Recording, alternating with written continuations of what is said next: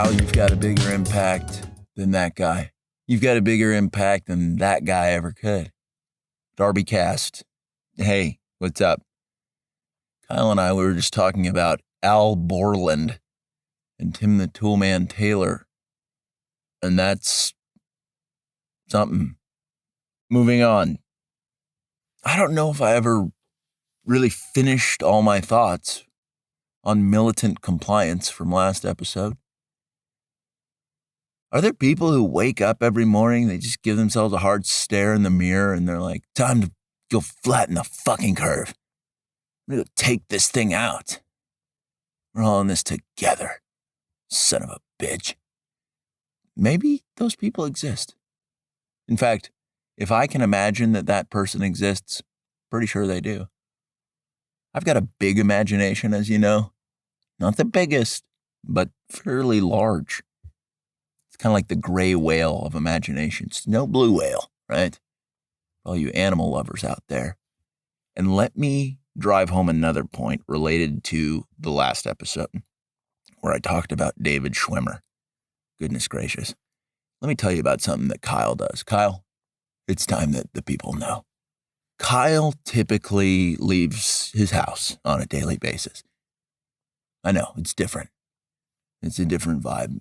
But when he does, and this is no advertisement, this is simply just the facts. Kyle uses his Apple TV and puts on Discovery Plus, typically puts on a nature documentary for his dog, because having a beast that doesn't understand how it fits into the animal kingdom, you're taking stewardship over your pet's existence.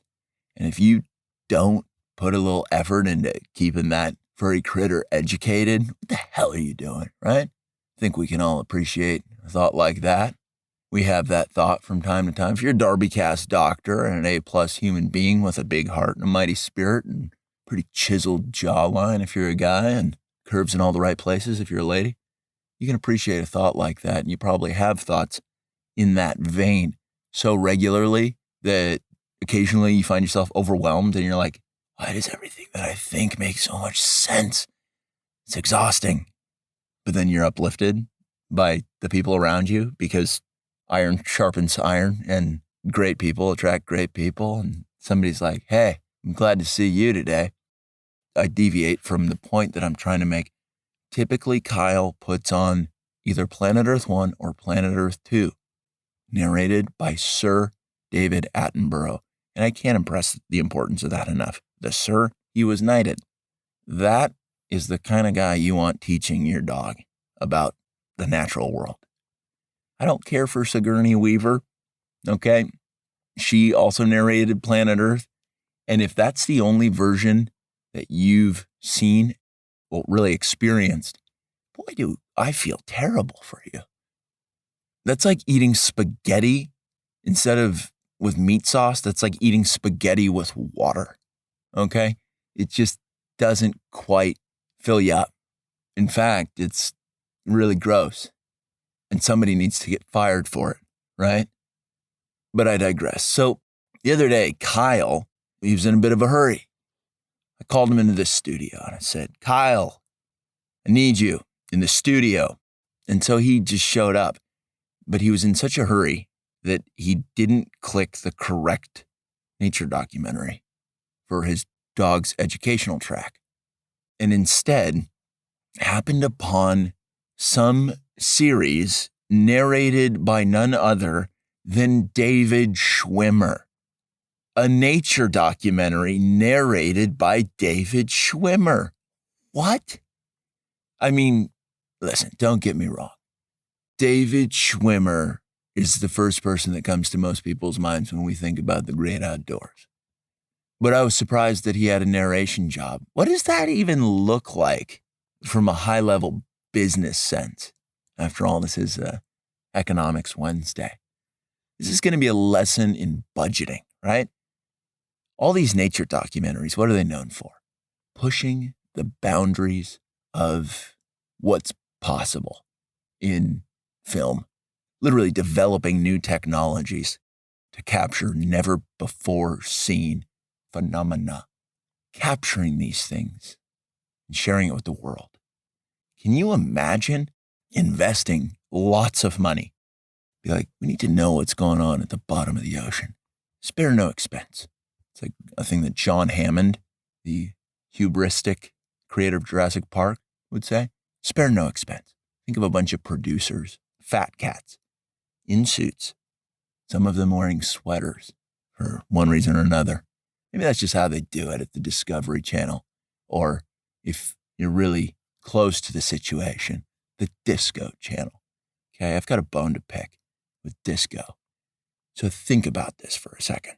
Bunch of high-level, well-paid rich guys are sitting and they're saying, we need to figure out what's going on with giant squid and heat vent tubes at the bottom of the ocean. It's going to cost an arm and a leg to develop the tech to get down there and be able to pull the footage out of the depths.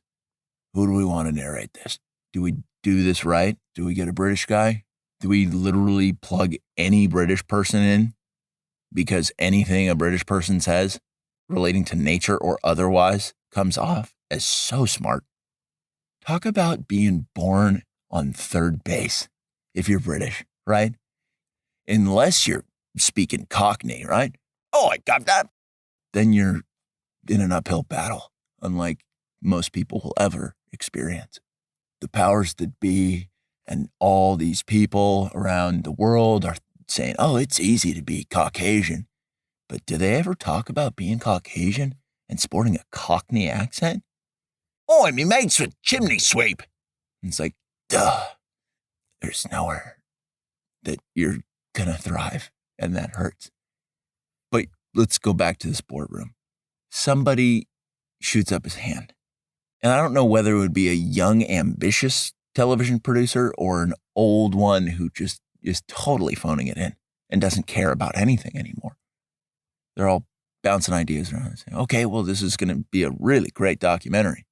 Somebody poses the question, who do we get? Do we get a British guy? Maybe a British lady? Not Sigourney Weaver, American? Let's avoid that. Everybody's in agreement on that. But then somebody's like, should we get David Schwimmer? You throw an idea out like that during a meeting with your peers. I think you should quit your job on the spot and be like, man, I don't belong here. I quit. Where's the HR department? I need to fill out some paperwork. And everybody just starts cheering as if it were the 1990s and your pilot just landed the plane at Chicago O'Hare Airport. Everybody's like, yeah, good job. Woo! Why do people clap when planes land? Because it's awesome. That's why. Don't think that I don't find flying impressive. Fuck you. That was a test. And if some of you were like, yeah, boo on clapping on airplanes, you just failed. You might need to find your HR department. Start feverishly signing paperwork to break your business relationship with your employer. The HR rep's going to have something to say to you. Say, well, why are you filling out all this paperwork? And be like, I don't appreciate pilots at all. You give them the correct reason. You got to tell them what's going on. For your own sake, right? Tell the truth for your own sake. But let's get back to David Schwimmer. Kyle told me the name of the program, and right now it's escaping me. But if you simply go on Bing.com, as everybody does these days. Oh, you're not using Bing? Get with the times. Get with the times. And you just type David Schwimmer nature documentary. You'll find it. You'll find it. And boy, will you become nauseous immediately. Just hearing him be like, well, there's a sailfish in the ocean and they're pretty fast, but, well, there's the second fastest fish in the ocean behind me if a sailfish is chasing me. That's like a direct quote. I kind of butchered it, but I may have actually made it better, tightened it up, because Schwimmer is not a pro. I am so sick of him. I was never impressed with Ross as a character. Did Ross start the trend of idiots in media getting the hot chick? Was that the first thing? The most unrealistic thing in the history of mankind in courtship is some idiot landing a hot chick? I'll tell you what, if David Schwimmer saw a hot chick in a Jetta today, he would know the first thing to do. His character, Ross, they would have thrown a laugh track to it and he would have made some super rapey call and been like, you ever been porked in the back of a Jetta? And like a laugh track, a little cheer track, like, woo, yeah, Ross.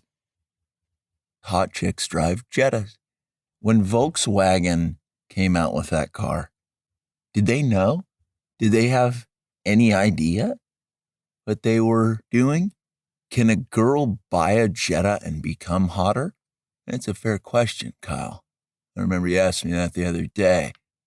Are hot chicks born? Are they forged inside a Jetta? Are they both?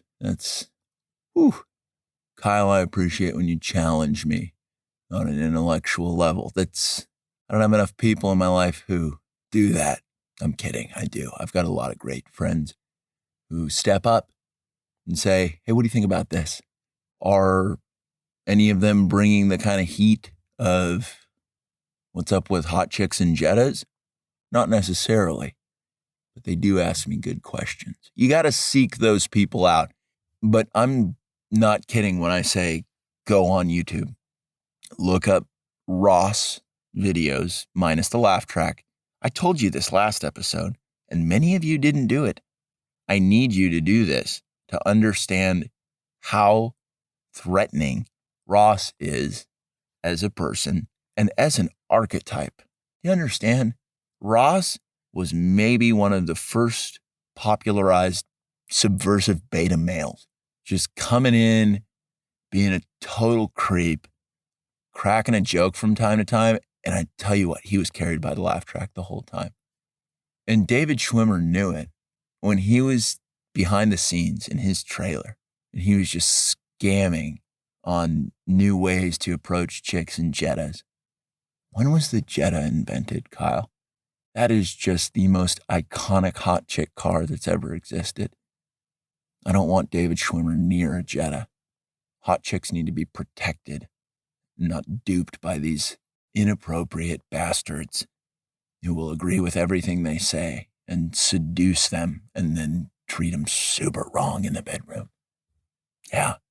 #MeToo, David, you son of a bitch.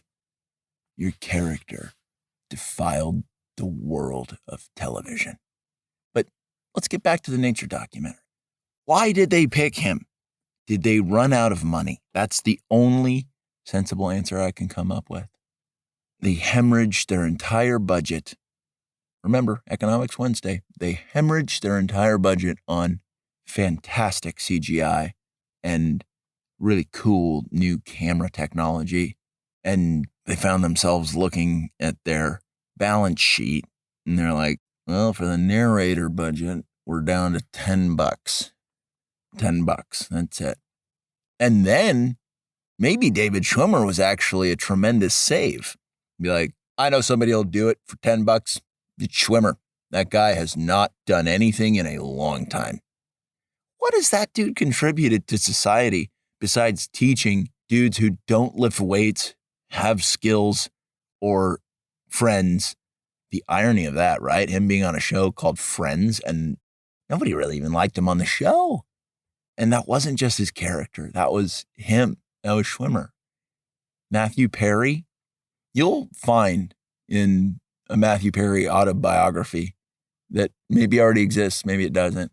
But when he finally hits his tell-all, he's going to be like, David made us all uncomfortable.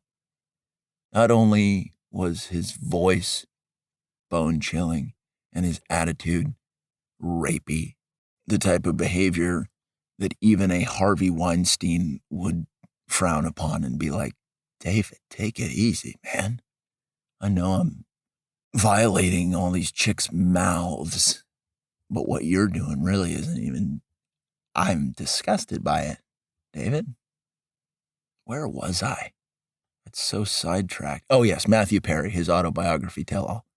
he would probably go into pretty great detail about David. Behind the scenes, he constantly offered to massage Jennifer Aniston's breasts, to which she always objected, except for one time when she was drunk at work, which wasn't okay, but so was I. And so at the time, I couldn't give pushback. Maybe Matthew Perry hits me up and I write his biography. I'm just going to throw that little tidbit out in the universe. Matthew, your people can get in touch with my people. I will do your story justice. I will. But this nature documentary, maybe that was the play. Save the day. Say, listen, we have got $10 and that's it. And Schwimmer shows up and he's like, hey guys, anybody trying to get sexually assaulted by a colleague? And in that moment, everybody probably knew, like, this isn't even worth $10. Do we have to pay him the full 10? That was a conversation that happened shortly after his arrival. And that's a business lesson. It really is. You get what you pay for, and sometimes you really get what you pay for, and it's not even a monetary deal. You understand that? Man, episode 99, this one's really something. There were so many lanes open. There were so many lanes open for fine British commentators. Tom Hiddleston, he did a good job on that Apple TV, what's it called, like night, animals at night, nature at night. God, why am I having so much trouble remembering the name of nature documentaries? This is concerning.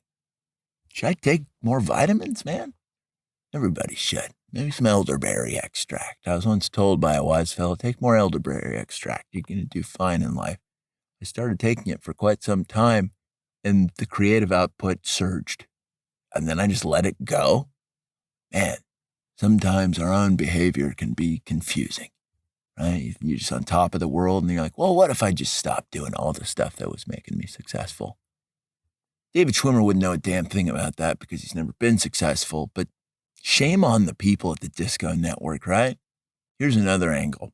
What if this was done on purpose to humiliate fans of nature? They knew damn well they could have afforded Tom Hiddleston or David Attenborough or somebody else from Great Britain, and it would have been great. That documentary would have taught a lot of people a lot of things. I would love to see the viewership data on that show, because you know it's out there. How many people, how far they go in each episode, how many episodes they end up watching. It's all tracked, right? That show, out of all the nature documentaries made in the past, I don't know, decade, probably has the lowest playthrough rate of any of them. People get 5 minutes into it and they're like, jeez, I'd rather die of COVID. And let's talk about the real damage done by this show. Kyle, you've got a smart dog, correct? Right. Your dog was becoming a dumbass behind the scenes. Now let's extrapolate the conclusions that happened there. Let's talk about our education system. You're sending your kids off to school, much like Kyle was sending his kid off to dog kid. I don't want to be the kind of guy who calls a dog a kid. Listen, we care about educating those we are charged with the duty of protecting and enriching. Some people have dogs. Some people have kids. Kyle, get in a steady relationship, man. Have some kids. I don't want to be talking about your dog forever, okay? You got a great dog, but yeah, take the training wheels off, huh, pal? So let's talk about sending your kids to school with a bunch of Professor Schwimmers. Are there a bunch of school superintendents? District superintendents? Schools have principals, districts have superintendents. Are they very much like the Discovery Channel production boardroom meeting folk saying, wouldn't it be funny if we just started plugging teachers in that were complete dumbasses and possibly, check that, definitely extreme rapists like David Schwimmer, for example?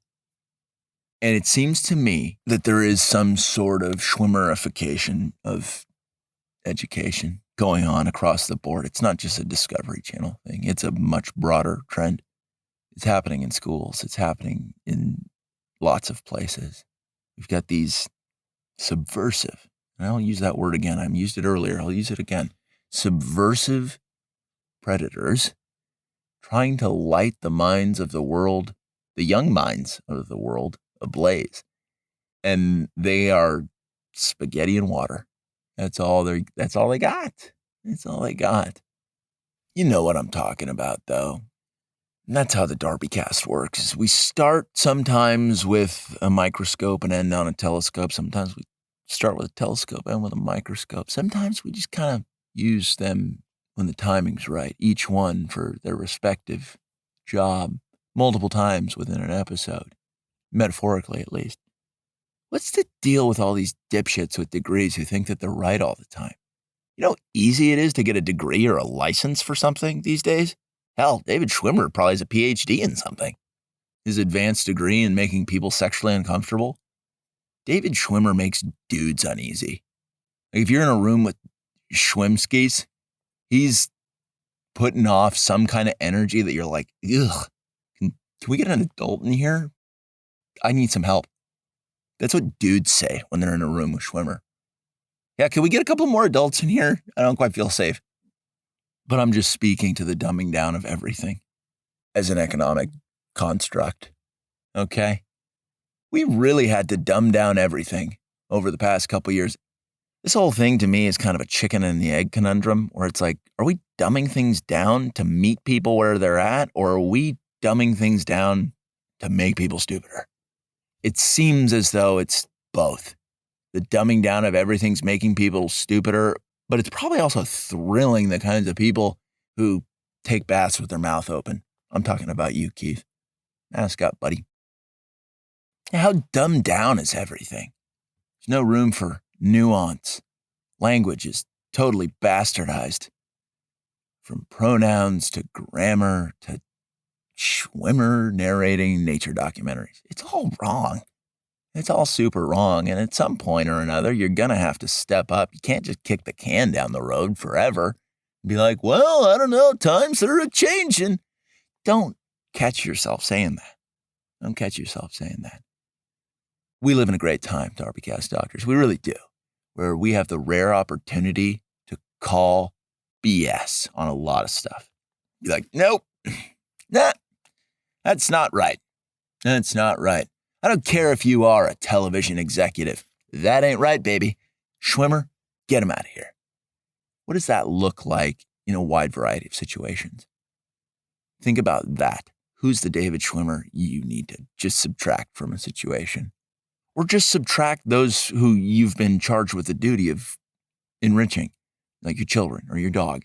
Be like, I can't keep you in this situation knowing that the person in charge of lifting you up is probably thinking about molesting you at the very least, and at the most is thinking about how they're going to educate you. Do I have those things flip-flopped, Kyle? The least and the most? I don't know. I think it makes sense a little bit the way I said it. But yeah, everything's just this one big cost-cutting oversimplification, getting morons into positions that they are just not capable of dealing with. You know, Schwimmer probably got the call, and when he was told, like, David, we've got a job for you, he was probably like, really, me? He was probably as surprised as anybody. Like, shouldn't you go with somebody else? David hangs up the phone, and then he's just having a moment with himself. He's like, I'll be there for you. My name is David Schwimmer. That's his favorite song. Ad-libbing the Friends intro, adding his own name at every juncture possible. 'Cause you're there for me, Schwimmer. So no one told you that was gonna be this Schwimmer. David, David, David, David Schwimmer. David is not a sharp guy. He reeks of sexual violence and low IQ. You know it, I know it. And of course, let's skirt all the slander and defamation laws by saying, I mean this all as a metaphor. And I'm merely posing all of these David Schwimmer callouts as questions.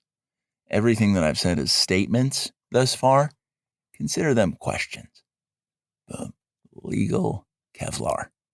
I just put it all over the DarbyCast studio. We're fine. But what are we doing? Like, what's the deal with people's brains these days? Are people just really dumb? Kyle, do you remember that song, Flagpole Sitta by, what was it, Harvey Dangerfield? One hit wonder, 1990s. There's a line in that song said, been around the world and found that only stupid people are breeding. That's not true, because I know some smart people with some great kids, smart kids. But it seems as though a lot of dummies figured out how to have sex. It's true. There is some truth to that song. There's some truth to that call out by Harvey Dangerfield. I'm going to make this call out right now. I think if it hasn't happened already, the beginnings of it have started to happen. I think you've got pretty much parallel societies existing. You've got civilized society that understands that the laws of the universe are undefeated. And then you've got David Schwimmer and his camp. Fucking white people. David says that almost every day. You know he does. It's like, David, come on, man, look at you. The Schwimmer camp is getting to a point of being unforgivably ignorant. I've got to say it. I've got to throw it out there. Have you ever heard of a concept of being fractally incorrect? That means incorrect at every single level of analysis. Schwimmer should write a book. Just say, fractally incorrect. This is my process, by David Schwimmer. And I think a lot of people would eat that up. The irony would be lost on the people reading it and the guy writing it. And this is a rough call, right? I'm going to make this. I think we need to start maybe segregating society. So these morons can't do any more damage. And this is by no means a racial thing. This is strictly intelligence-based. Schwimmer, you're out. So is the rest of anybody who thought you were a good actor, anybody who ever laughed at a joke that Ross made, anybody who likes laugh tracks. That should be somewhat of a filter that we just need to kind of go our separate ways. You're not guaranteed an into the functioning society, because right now we kind of got to trim the fat, right? We've got a lot of dysfunction in our society. And don't you wish you could just be like, let's just take everybody who's not quite hacking it and get them out, right? Yeah. Like if anybody's ever said the phrase like, believe in science, like you're out. You are so out. If anybody has ever thought to themselves, like, what would Tony Stark do in this situation? Get them out. Get them out. If anybody has ever started a sentence and be like, well, if my research stands correct, according to Harry Potter, this happens, it's over. Just, sorry, you're going to be excommunicated out of society, right? If somebody ever thought to themselves privately or said out loud, Elon Musk is not okay, get out. Elon's the man. Get the fuck out of here. But I don't want to be the guy making those calls. Listen, I know we started talking about a lot of things, but let's move to the real meat and potatoes. If you're creating an ideal society, are you taking a bunch of dead weight with you? If you're playing, let's say, a video game and you're creating the most tremendous civilization or city ever built, are you immediately thinking like, I hope a lot of the population thinks and operates like Schwimmer? No, you're not. Come on, let's be honest with ourselves. Let me just put it to you this way. You're playing a game of SimCity and you're trying to do the best you've ever done, make the most money, have the most prosperity, really beef up your industrial sector. SimCity on Windows 95. You've found an old gateway computer, maybe an early Dell. It's top of the line for its time. It's running SimCity very smoothly. You're trying to make the greatest city ever built. Are you hoping that everybody in that city is very close to David Schwimmer in attitude and capability? If you are, let me tell you a little something. Get out. Get out. You don't make it into into the reformed society, you're done. You're toast. You are absolutely toast. If you can't hack it, you're out, right? And yes, of course, I realize I'm being incredibly judgmental, not very Christ-like and compassionate and kind, but I never claimed to be that way in the first place. I really didn't. Also, even Schwimmer would have been a test for JC. Schwimmer's just like discoing around and be like, I wonder how many chicks I can dupe into having sex with me today. And JC's like, man, very tempting to ask the big guy for a favor of a localized plague just for you, David. He wouldn't have done it. He would have been like, I love you, David. Nobody else does, but I do.